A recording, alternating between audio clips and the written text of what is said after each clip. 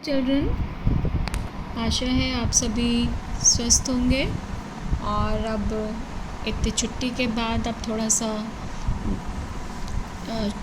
नई ऊर्जा के साथ आप आए होंगे और फिर से अच्छे से पढ़ेंगे। आपको ये शब्द विचार अब हमने करवाया था, फिर भी मैं एक बार रिवाइज़ करवा दे रही हूँ जो मुख्य पॉइंट हैं। शब्द किसे कहते हैं? दो या दो से अधिक सार्थक ध्वनि समूह को शब्द कहते हैं। यानी जो सार्थक शब्द होते हैं उन्हीं को हम शब्द कहेंगे। शब्द के प्रकार, शब्द दो प्रकार के होते हैं, सार्थक शब्द और निरर्थक शब्द। शब्द के भेद हैं, यानी जितनी भी हमारी पूरी ग्रामर है ये इन्हीं शब्द के जो भेद हैं उन्हीं के आधार पर चलती है। शब्द के भेद हैं उत्पत्ति के आधार पर, रचना के आधार पर, प्रयोग के आधार पर और अर्थ के आधार पर। यानी पूरी ग्रामर हमारी इसी के बेस है। तो आपने ये पूरा चैप्टर पढ़ लिया था, उसमें एक बार से जो मुख्य पॉइंट है मैं आपको दोहरा देती हूँ। दो या दो से अधिक सार्थक ध्वनि समूह को शब्द कहते हैं। शब्द के दो प्रकार हैं, सार्थक और निरर्थक। शब्दों के भेद चार आधार पर किए गए हैं: उत्पत्ति के आधार पर, रचना या बनावट के आधार पर, प्रयोग के आधार पर और अर्थ के आधार पर। जो आपका सबसे पहले उत्पत्ति के आधार पर प्रकार है वो उसके 5 भेद हैं: तत्सम शब्द, तद्भव शब्द, देशित शब्द, विदेशी शब्द और संकर शब्द। ठीक है, तो ये उत्पत्ति के आधार पर 5 भेद थे। रचना के आधार पर शब्द के 3 रूप होते हैं: रूढ़ शब्द, यौगिक शब्द और योग रूढ़ शब्द। प्रयोग के आधार पर शब्दों के 2 रूप होते हैं: विकारी शब्द और अविकारी शब्द। विकारी शब्द यानी जिनमें विकार हो जाए आपके जो लिंग वचन के आधार पर, और अविकारी शब्द जिनमें विकार नहीं होता। अर्थ के आधार पर 5 रूप दृष्टिगत होते हैं। जो आपका चौथा प्रकार है अर्थ के आधार पर, उसके 5 रूप बताए गए हैं: एकार्थी शब्द, अनेकार्थी शब्द, पर्यायवाची, विलोम शब्द और समरूपी भिन्नार्थक शब्द। तो ये तो आपका चैप्टर था, यानी शब्द विचार।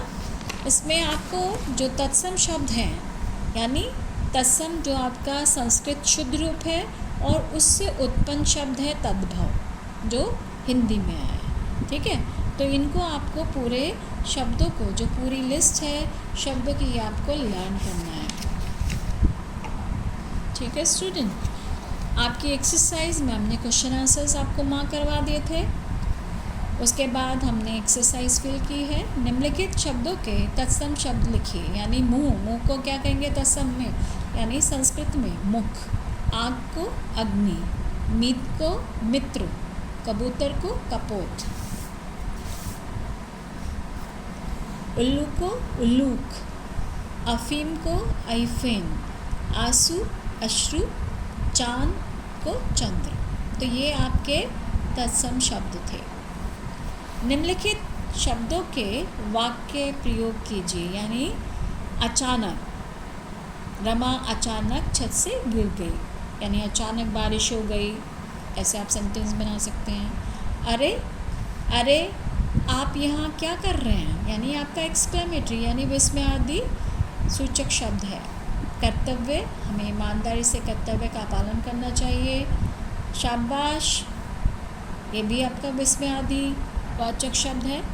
शाबाश, तुमने कक्षा में प्रथम स्थान प्राप्त किया। स्वर्णकार कहते हैं गोल्ड स्मिथ, यानी सुनार जो होता है। स्वर्णकार अंगूठी बना रहा है।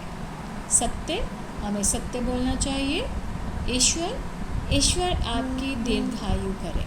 तो इस तरह से आपको ये सेंटेंसेस बनाने हैं। यानी जो आप सेंटेंस बनाएंगे, वाक्य प्रयोग करेंगे, वो भी आपका सार्थक होना चाहिए।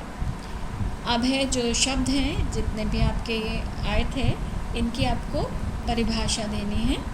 शब्द, दो या दो से अधिक सार्थक ध्वनि समूह को शब्द कहते हैं। तत्सम शब्द दो शब्दों से मिलकर बना है, तत् और सम। तत् यानी उसके समान। संस्कृत भाषा के वे शब्द जो अपने मूल रूप में हिंदी भाषा में प्रयोग किए जाते हैं उन्हें तत्सम शब्द कहते हैं। तद्भव यानी जो उस शब्द से उत्पन्न हुए, तत्सम शब्दों से उत्पन्न हुए, उन्हें तद्भव शब्द रूप कहते हैं।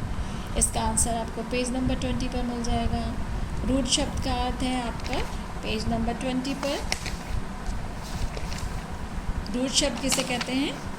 रूट शब्द वे शब्द जिनका प्रयोग किसी विशिष्ट अर्थ के लिए किया जाता है वे रूट शब्द कहलाते हैं। इन शब्दों का कोई दूसरा अर्थ नहीं होता तथा टुकड़े करने पर भी इनका कोई स्वतंत्र यानी अपना कोई अस्तित्व नहीं निकलता है।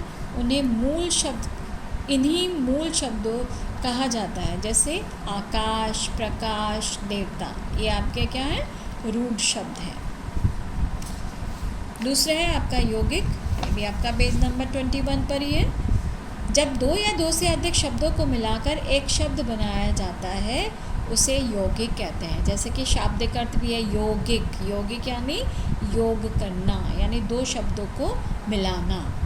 इन दो शब्दों के अपने स्वतंत्र अर्थ होते हैं और ये दोनों ही शब्द मिलकर किसी दूसरे अर्थ का बोध कराते हैं। जैसे डाक घर, तो क्या है? डाक और घर मिलकर ये दो शब्द बनकर एक शब्द बना आपका डाकघर। नभ चर यानी नभ यानी आकाश में, चर माने विचरण करने वाला। विद्यालय, विद्या का आलय। पुस्तकालय, रसोई घर, चिड़ियाघर, टिकट घर, घुड़सवार, घोड़ा गाड़ी, ये आपके यौगिक शब्द हैं। ठीक है। अब है आपके यौगिक और योग रूट शब्दों के 5 आपको उदाहरण देने हैं। यौगिक शब्द के भी जैसे हमने दिया नवचर, टिकट, पुस्तकालय, टिकट घर, पुस्तकालय, विद्यालय, रसोई घर। योग रूट शब्द है हिमालय, दशानन, लंबोदर, जलज और चतुर्भुज। ठीक है। तो ये आपकी एक्सरसाइज थी। अभी स्टूडेंट मैं आपको इसी चैप्टर के आधार पर, जो कि आपकी एक्सरसाइज के आधार पर नहीं होगी, चैप्टर के आधार पर होगी, उसमें आपके मार्क्स गिवन होंगे और वो आपको कंप्लीट कर मेरे पर्सनल नंबर पर आपको सेंड करनी होगी। ठीक है। उसके आपके मार्क्स आपके असेसमेंट में जुड़ेंगे, तो ऑनेस्टली आप उसे पूरा करके सेंड करेंगे। इसी के साथ हम विराम लेते हैं।